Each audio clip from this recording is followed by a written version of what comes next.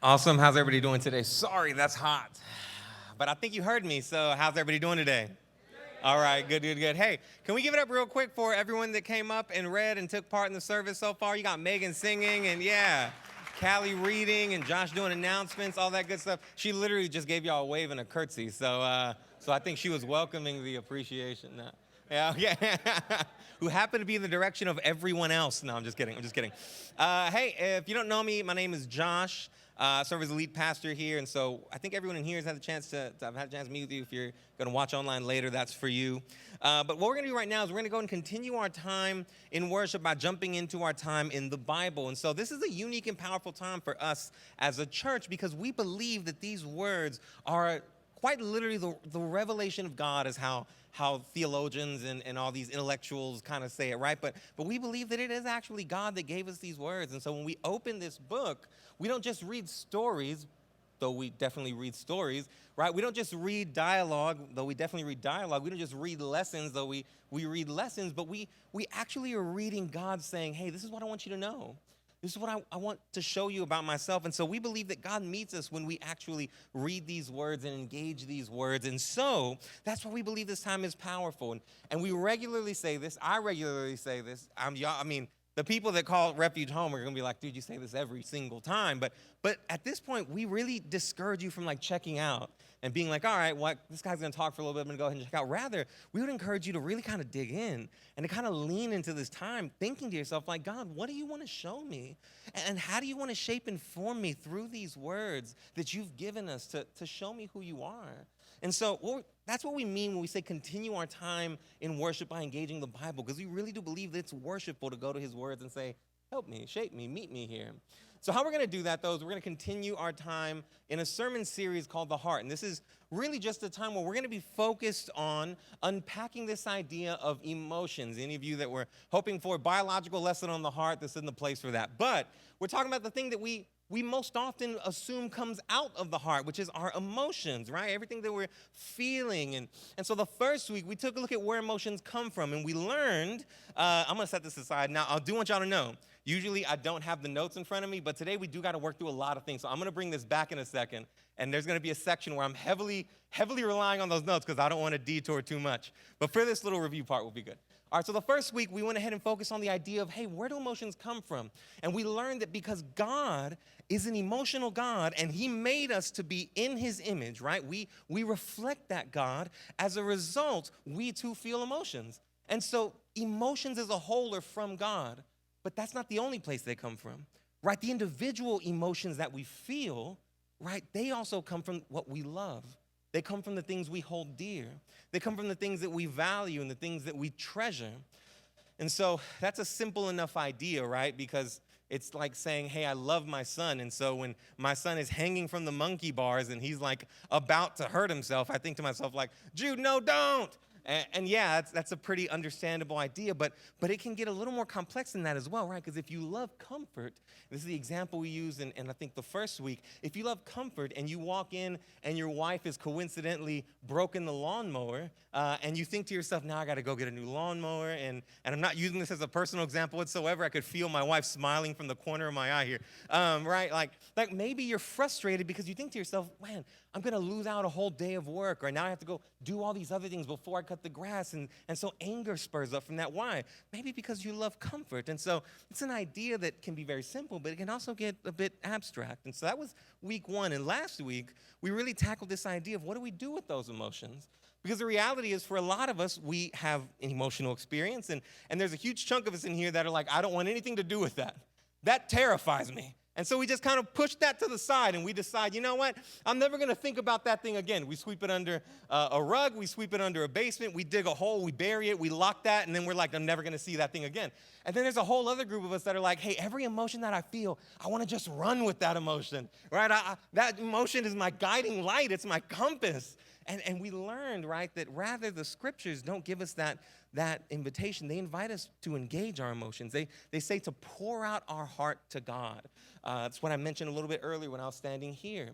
And the way we painted that picture was this idea of working through our emotions by engaging them, by identifying them, examining them, evaluating them, and then finally, after all that, acting. on them. And so having laid that groundwork, what we're going to do this week and for the next several weeks is we're going to work through specific negative emotional experiences. I think a lot of us have a good time with positive emotional experiences. I don't quite feel the need to work through those with you. If I right now was like, hey, who was I was about to use UT football as an example from yesterday because you were right there. All right, you were right there. All right, I would even go so far to say in that moment, we were right there because even I was invested. And y'all know I'm not like a big American football guy, but I was sitting there like, oh man, UT's gonna win. And I was so excited. And then that man got on that field. What is Alabama's quarterback? Doesn't matter. The dude is cold. So, right, but all of us had that great feeling of excitement and kind of joy as we saw the game unfolding and got really excited thinking like, hey, I think UT's gonna win. And so we're familiar with that, but oftentimes when it comes to negative emotional experiences, we look and we go, oh, I don't want that, right? We oftentimes can confuse those as negative, confuse those as bad. And so what we're going to do is we're actually going to work through negative emotional experiences using the foundation that we've built the first couple of weeks to start engaging in these subjects. And now I'm moving these notes back because, like I said, I want to make sure that I keep y'all in a good amount of time here. And we all know that I'm liable to go a good 45 if I'm not ready here. So, and we're going to start with really one of the most pervasive negative experiences that we all have, and that's the idea of fear. Fear is absolutely everywhere. In the English language, feelings that really begin with the root of fear are plentiful. You have concern, worry, anxiety, feeling haunted, scared, afraid, panicked, terrified. All of these may have some minor differences, but at their root, they share something in common. They spring from the well of fear. And so the thing is, when you have that many words, kind of approaching a single idea, right, it means that you've probably hit on something that's culturally valuable. Because people don't figure out 80,000 different words to communicate one idea unless that thing is pretty prevalent and around and always in front of you. While many of us struggle to put even this idea into words, the reality is that fear is a driving factor for many of us in this room. Right, maybe it drives you to avoid situations, or maybe it drives you to give yourself and to run into situations. Maybe it tells you to cling to certain things or certain people, or maybe it tells you rather to purge yourself of certain things or certain people. Maybe it tells you that you don't need anyone. On the opposite side, maybe it tells you that you desperately need someone. Right? No matter which of these you relate to more, the reality is that fear is a powerful emotion. It shapes our minds, it shapes our hearts, it entices us, kind of says, hey, I have something to offer you. And today we're going to take a look at fear, specifically in the life of Paul here, what we read a little bit ago. And what I want us to take away as one major point is this, that engaging fear, right, helps us surrender to God what is most valuable to us, giving him space to provide what we most need. Now again, remember, the framework for fear oftentimes is, I don't want to deal with it, or I'm just going to give myself over to it. But rather, what we're saying is that engaging fear, being honest with it, confronting it, facing it, right? Engaging fear helps us surrender to God what is most valuable to us, giving him space to provide what we most need, right? To provide what we most need.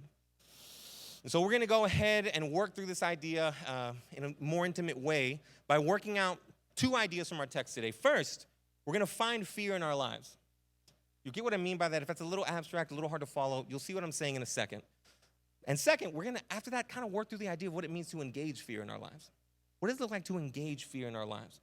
So let's go ahead and start by finding fear. And what I want to do is, I'm not sure if we even have it in there, but I want to reread verse 28. Chapter 11, verse 28, 2 Corinthians says this, not to mention other things, there is the daily pressure on me, my concern for all the churches. Now, in order to understand why this is really powerful, we have to understand a bit of the context behind these couple of verses. We're only reading a couple here to kind of zone in on a point, but this couple is in a bigger picture called 2 Corinthians. And 2 Corinthians is in a bigger picture called the New Testament. And the New Testament is in a bigger picture called the whole Bible. And so we want to make sure we respect the fact that all of this is working together. And so to understand the context a bit, we're reading one of Paul's letters to the Corinthian church. This was a church in a city called Corinth in the ancient world. Now, here's the thing. It was probably Paul's third letter, not his second letter. If you want to know more about that nerdy fact, email me and I'll give you all the nerdy information about it. But we're going to set that one aside for a moment. Now, this Corinthian church was a church embattled in a fight between Paul and what Paul describes as false prophets. He even uses this very humorous phrase a little bit later in chapter 12 where he calls them super apostles. And he's like, yeah, these super apostles, right? And he's saying it almost like a mocking tone. They're waging war against Paul by basically being like, yo, this man is weak. This man is small. This man is frail. And they're kind of just ragging on him. And so much of what we read in 1 Corinthians and 2 Corinthians is actually kind of this defense of Paul about what God has done in his life, about what God is doing in his life, how God is leading him. All the while, he at the same time is trying to guide and pastor this church from afar, writing them letters and feeling burdened for them and for other churches. And these ideas, right, these themes of almost like defense and care, pastoring while trying to navigate what it means to kind of show like, hey, I'm actually like anointed by God, really flesh out and are almost really highlighted in the verses that we have in front of us today. And so after working through some theological ideas and teachings through the first part of the book, in the beginning, Paul, again, now that we're coming to the later chapters, starts to defend his character and ministry a bit. And this time he starts by highlighting how he suffered. And so if you start, rather than 28, right up at verse 24, he starts out being like, man, I've been beaten this many times. I've been whipped this many times. I've been thrown in jail. I've been all this stuff. All these things that I've been through, right? And all of that, he says, there's another layer on top of it. I've been through all that stuff, but then in addition to that, there's this daily pressure that I feel. And this daily pressure is his concern for the church. And this is really interesting because it puts us face to face with an idea that is pretty much synonymous with fear. In fact, the original Greek word here for concern is actually anxiety. It's worry. It's him saying, on top of being beaten, on top of being whipped, on top of being tortured, on top of being in prison, I have this daily pressure. And what is that daily pressure? It's almost a fear, an anxiety, a concern, a burden for the churches that I know. And here's why we're starting here, friends. Here's why we're starting right here. Because some of us, even in this room, even in a room this size, right, have been taught that fear is inherently a wrong feeling. That fear is inherently a wrong feeling. We've been told, well, the Bible says not to fear some odd times, and it's like so many times, and so you really shouldn't ever fear. And if you fear, it's because you lack faith. And so the moment fear comes, we feel guilt about it. We feel this sort of riddled shame that we feel scared of something. And for some of us, that guilt pulls us in the direction of isolating. It pulls us in the direction of covering up. It pulls us in the direction of shame. It pulls us in the direction of hiding and getting away. Well, at the same time, for others, that guilt drives us, right, to think that everything you're scared of, God wants you to tackle, right? That everything you're afraid of, God must want you to go and overcome that thing because you shouldn't be scared of it because it's wrong to be scared. In fact, it would be godly if you just went and took the mountain and showed fear that your God is bigger. And so, to be honest, that group right there, if I'm being lovingly honest with you, you were probably in the middle of trying to do so much more than you should by yourself because you think that the feeling you had when you were scared of something was God saying, you shouldn't be scared of that because I'm bigger, and you're trying to do way more than you should. You're in the middle of trying to do way more than you should, all because someone looked at you and said, fear's a bad thing. Fear's not a bad thing. The reality is, friend, neither is right. Fear is not right. Fear is not wrong. You're not meant to jump into the battle. You're not meant to hide away. Fear can be wrong, but fear can also be right. And that's because of the nature of fear. What is the nature of fear? Well, this is the nature of fear. Fear means that something we value is under threat. That's all fear is. Fear means that something we value is under threat. That something we value is kind of in a dangerous situation. Here's the thing. For Paul, seeing the church in a spiritually vulnerable place caused him to what? To fear, to be anxious, to be scared, to worry. This is a healthy fear in Paul that drives him to God, to praying to God, asking God to help and asking God to guide him in showing him how he can work through, how God can work through Paul in order to serve churches.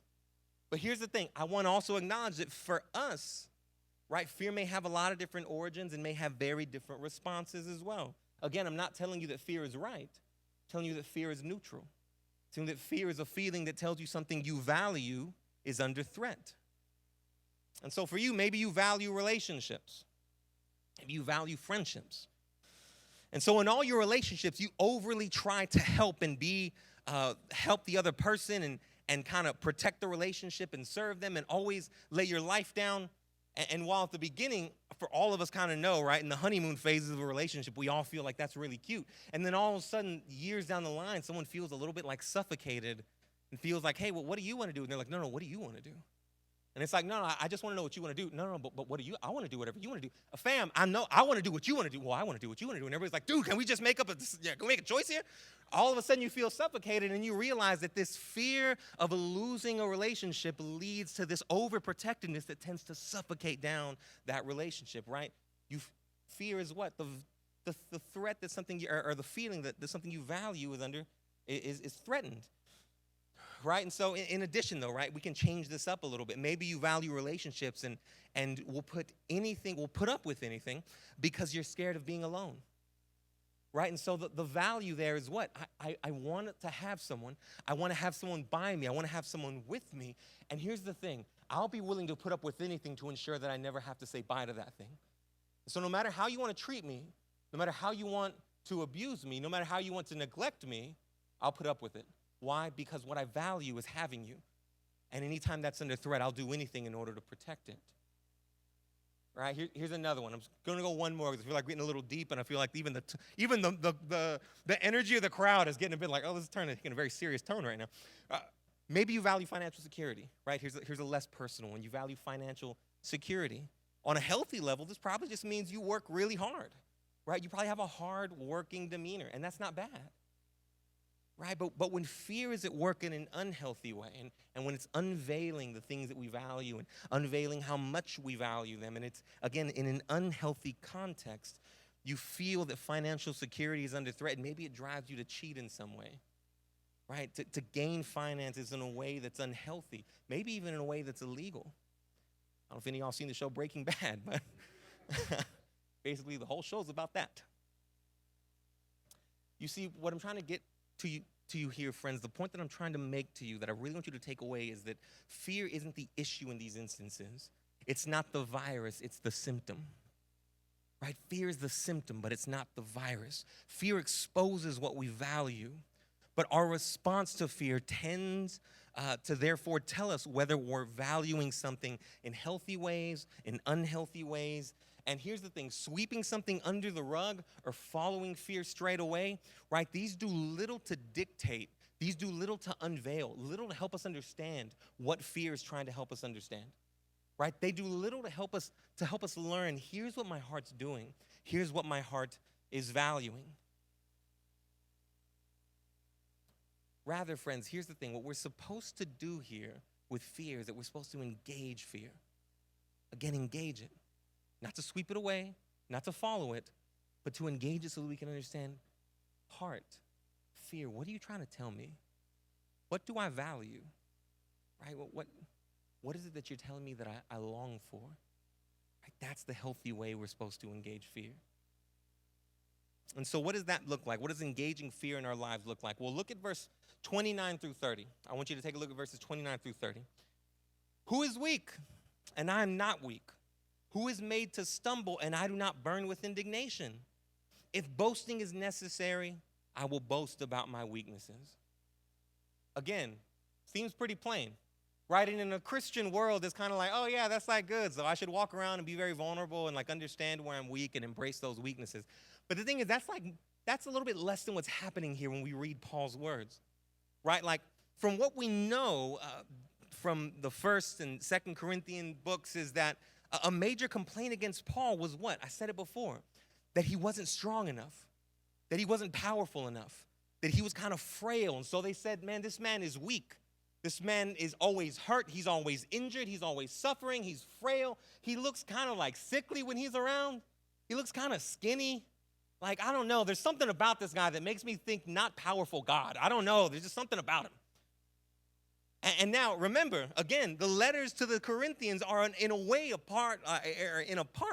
a way for Paul to defend himself. They're him saying like, hey, no, I mean, like God has done a work in me. He's working in me like in terms of my work for you. He's empowered me. I'm an apostle. I met Jesus, right? He's saying a lot of powerful things. And a part of that is because he's trying to defend himself, trying to shape and kind of refute some of these ideas. And he's saying he's an actual apostle, that God has met him. And here in this verse is a part of his defense. And his defense is what? I'm going to boast in my weaknesses. I'm going to boast in some of the very things that you say are true about me. You say I'm weak. My response to you, friend, is that you're probably right. You say that I'm frail. My response to you, friend, that you're probably right. Right? You say that I'm sickly, that I'm always injured. He's like, I want to refer you to the list that I just put back about 5 sentences ago, where I got beat up like 1,000,000 times. You're probably right. I do probably show up around you and look pretty sickly, and look pretty injured, and look pretty frail, and look pretty hurt. You're right.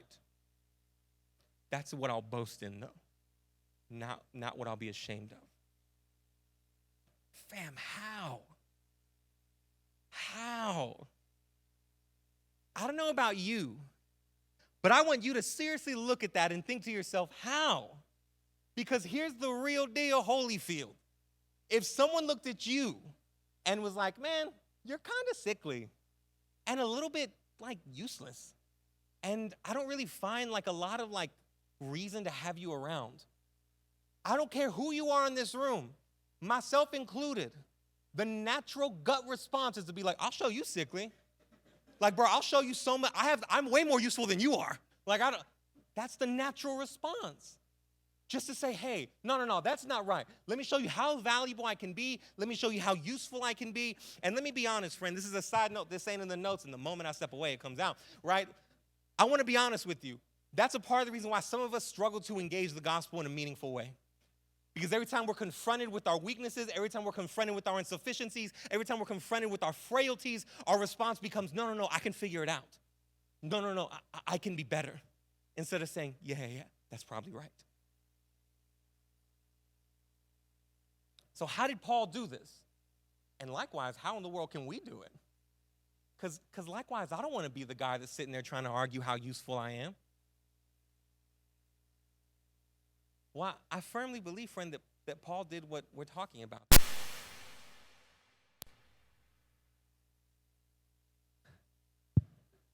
All right. So there may or may have not been an explosion right now. I can't honestly tell you. So here's the thing. What we'll do is, I don't know if this is on or not. Don't look at this. Pay attention to me, and we'll get through it together, all right? Now that does unfortunately mean that I need to be on these notes for real. So how do we therefore start to engage our emotions the way Paul did, so that we can actually come up in a place where we're responding to these type of things in a healthy way? Again, that's an extraordinarily healthy reaction from Paul. How can I do that? Well, I want us to kind of start working into that system that we looked at last week, right? What would it look like for us to start engaging fear in a way where we identified it, examined it, evaluated it, and acted on it, right? Again, I don't know if that's what Paul did. I don't know if Paul was like, I need to identify my emotions. I don't know. But I know that he was very familiar with them.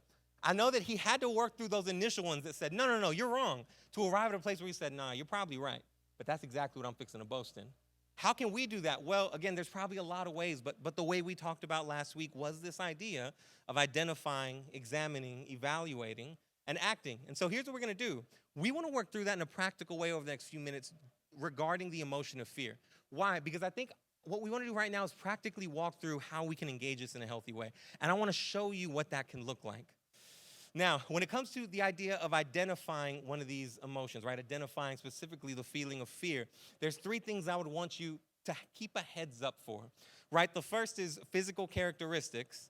The second is patterns of behavior. And the third is what-if questions, right? Physical characteristics, patterns of behavior, and what-if questions.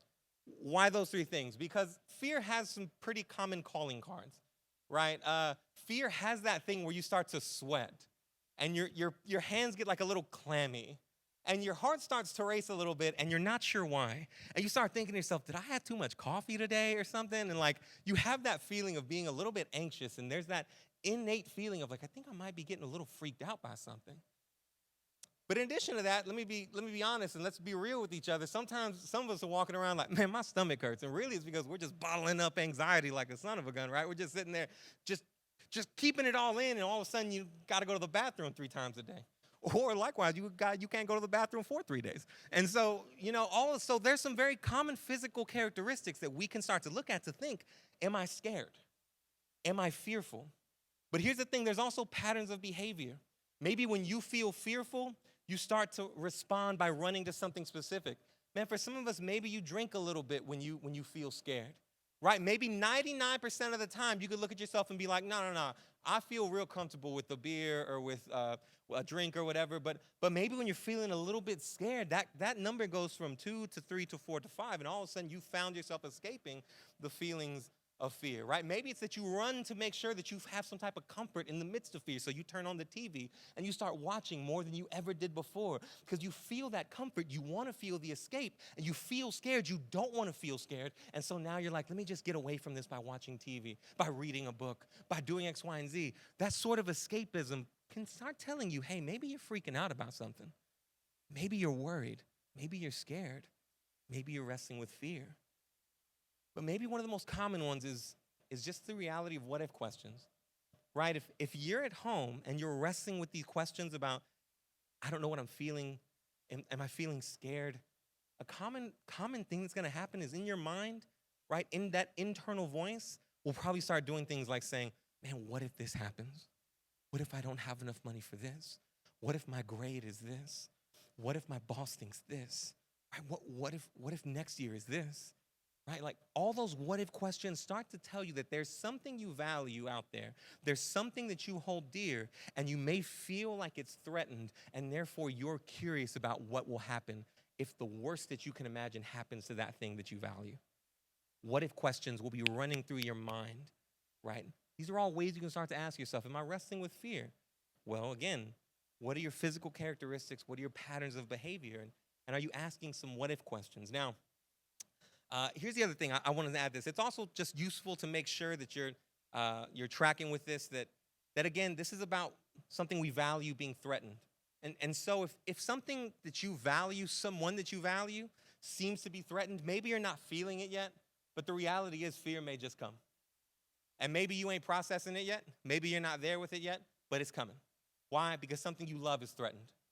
And so that's something to kind of just keep in mind. Maybe you're not feeling it yet, but maybe you can see and already hear your mom, your dad, your brother, your sister, your wife, your roommate, your husband, your girlfriend, your kids, whatever, saying things that seem to indicate that they're under threat.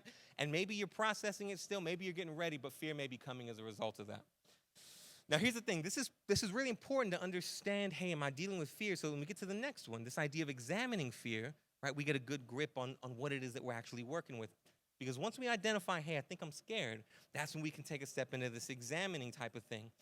And here's the thing. There's a few questions, and I don't think they're going to be up here yet, but it's a few questions that you can ask yourself to really start examining this idea of fear that you're working with. The first one is, in what context do I feel this fear?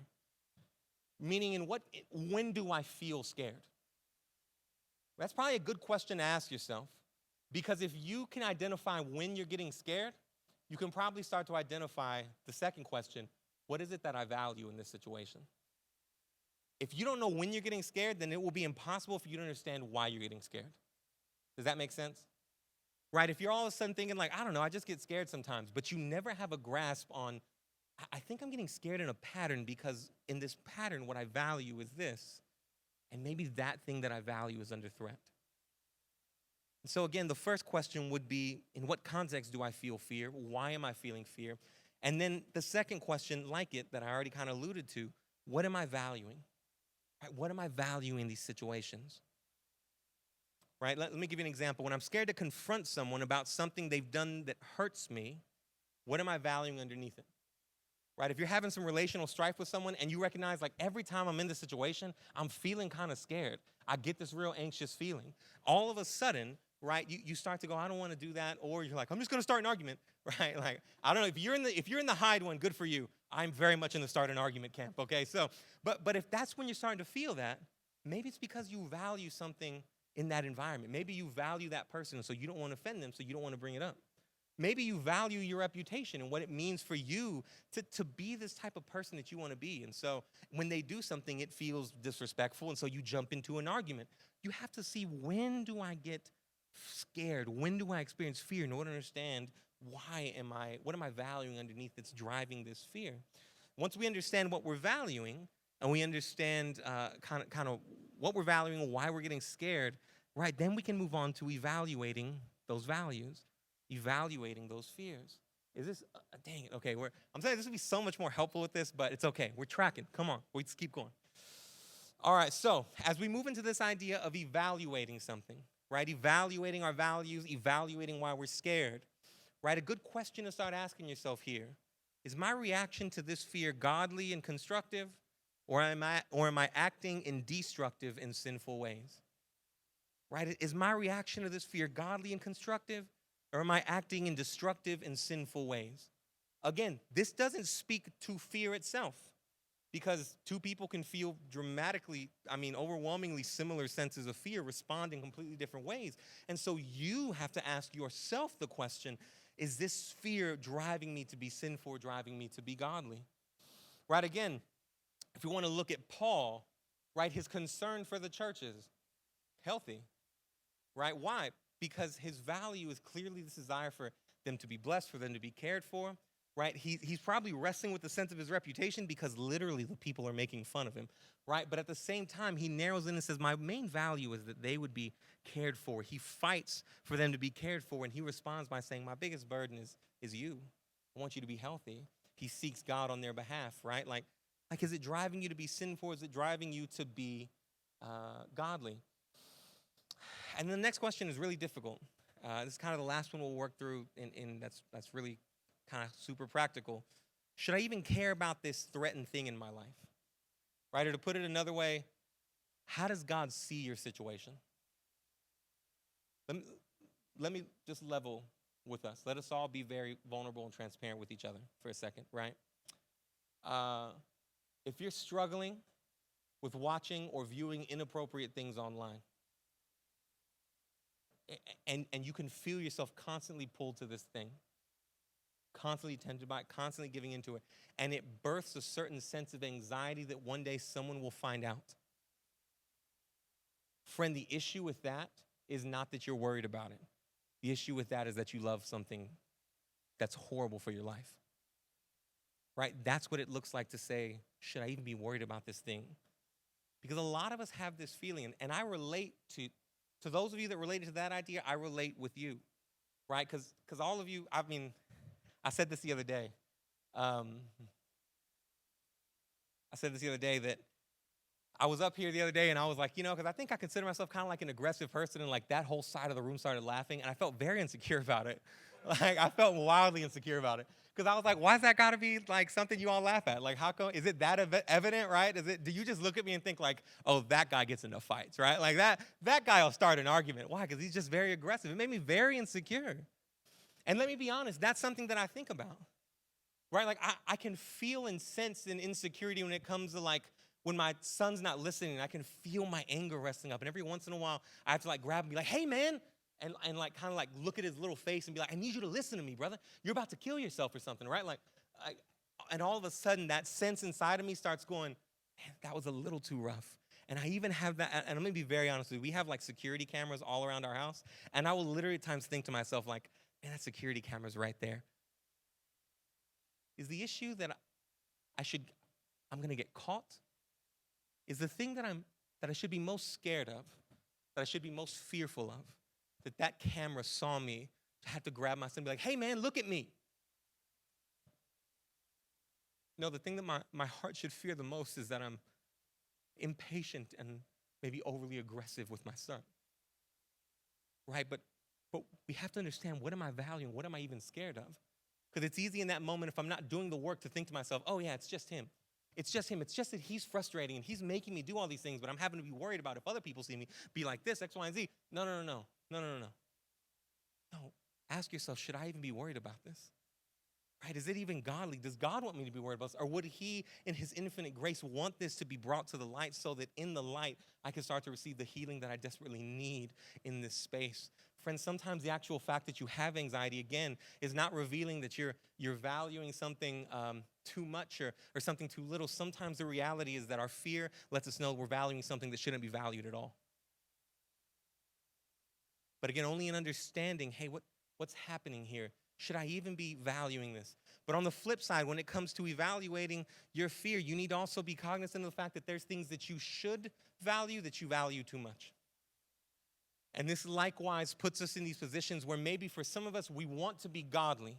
We want to be a faithful follower of Jesus. We want people to see us and be like, man, I see, and because I can like smell Jesus on you, dog. And then all of a sudden, when the moment comes where we feel like we've fallen short of that by just this much, all of a sudden we're ready to just cancel all of our relationships until we get ourselves together, right? That's what it looks like to recognize I should be worried about this. I should be worried about being a godly person. I should be worried about being a godly mom, a godly dad, a godly husband, a godly wife, a godly coworker, a godly X, Y, and Z. But when that thing becomes the supreme thing and I'm now worrying about it too much, it becomes the defining thing. When I miss that thing and when that thing is taken from me, all of a sudden I can go into shambles, right? Like that's what it looks like to have something you should value, but you're valuing it too much, right? And so again, 2 questions for evaluating your fear. Should I even be valuing this thing? And if I should be, do I value it too much? Is it leading to godly or sinful behavior? And then from there, we get to the point of acting, but that really is going to be dependent on everything else we've worked out. But here's one thing I would tell you when it comes to the idea of acting on your emotion. If it leads you away from coming to God and engaging him through the context of your devotional life, of your spiritual life, of your prayer life, engaging him in the realm of community, if you come out the other side engaging your emotions and you're taken away from that, just be careful. Be careful. You might have had something go wrong in there. I'm not going to say that's a universal rule because I think there may be times where your circle has to come in a little bit. Maybe if you've been hurt by people, I get that in a way. But at the same time, at large, generally, if you evaluate your emotions, you examine them, you identify them, and at the end, what you feel called to do is act by pulling away from God, pulling away from community, pulling away from vulnerability, something in that might have got a little mixed up. So just be careful. All right. Again. No, nothing. Okay. So that's what it looks like to practically work through fear, right? In this system we've set up of identify, examine, evaluate, act. And here's why that's important, friend. Overall, here's why that's important. I 100% believe that what Paul did is work through what he was feeling. I don't know if he did it quite like that. Darn it. I don't know if he did it quite like that, but I know he did it in some shape, form, or fashion. But here's the thing. In every one of those spaces, I know that the gospel was involved. I know that the gospel was involved. I know that working through fear, working through what it would have looked like for them to say, you're frail and you're weak, for Paul to say, you're right, would have required him to look at the grace and mercy and love of God and to rely on that more than he relied on what he thought about himself or what these people thought about him. Because there's no way you come to that realization and you're just fine. And you're just okay. And friend, the biggest reason it's important to work through, I'm sorry, I pointed this again and I saw y'all looking at it again. The biggest reason why it's important for us to be able to work through these things is precisely that. Because it's only when we start to understand, what am I valuing? What do I love? Right? Is it right? Is it wrong? Is it leading to sinfulness? Is it leading to godliness? Do we start to give God the space to say, no, you are wrong there, but I will be right for you. And I still love you. And I'm still calling you. And I'm still present with you. Friend, the only time you give God space to be the redeemer is when you invite him into the places that you need redemption. That's what I'm trying to tell you. The only time God has a space to be the redeemer is when you invite him into the spaces that need redemption. If all you keep doing is figuring out how you can best get by in some way and avoid things in certain ways, and all you do is invite him to see you after you finish that process, then the only thing you have him do is affirm the things that you want him to affirm. And that's not what God's trying to do in your life. That may not even be God at all, if I'm being honest with you. But when we invite him into the minutia of what it looks like to say, here's my heart.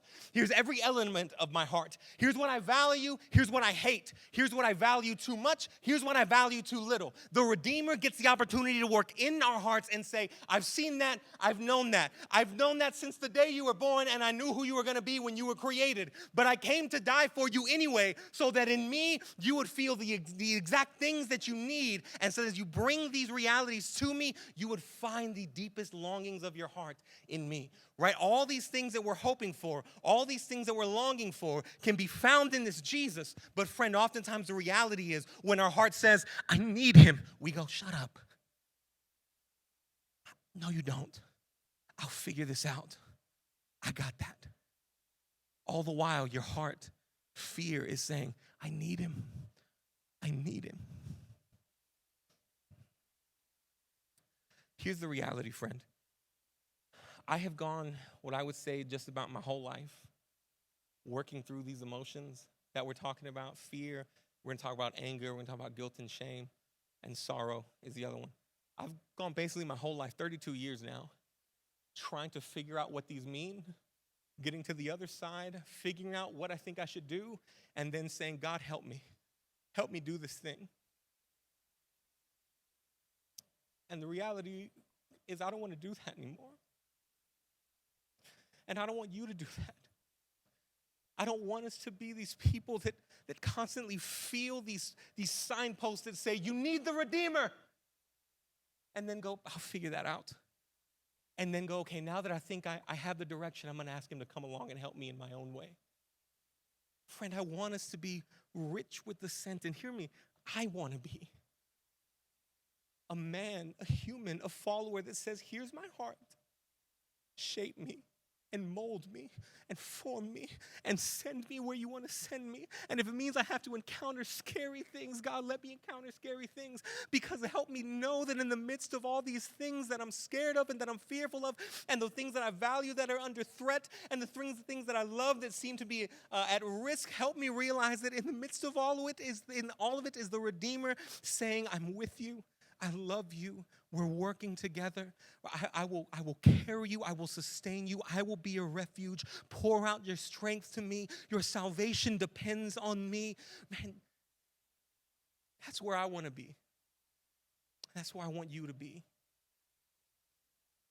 So, friend, as we take on these tasks, I want you to be reminded of the fact that this is not just so that we can work out our emotions in a helpful way and be like, I think I'm emotionally healthy. I hope you are. I hope I am too. Like, I really want to work at that, and I hope you do too. But really, friends, this is all for the sake of saying, God, in the spaces that I need you to be the Redeemer, come be it for me. When I need you to be my strength, be it for me. When I need you to be my rock, be it for me. When I need you to be my refuge, be it for me. And the only time we begin to understand what we actually need is when we begin to understand what our heart is actually asking for. And that means engaging these emotions, engaging fear, engaging it and saying, wherever I am, I know you've come to meet me. So I'm going to turn to you and pour out my heart. Friend, that's the goal of this. Again, to unveil, right, what we most value so that we can surrender it to God, and then he can do what he wants to do in our heart.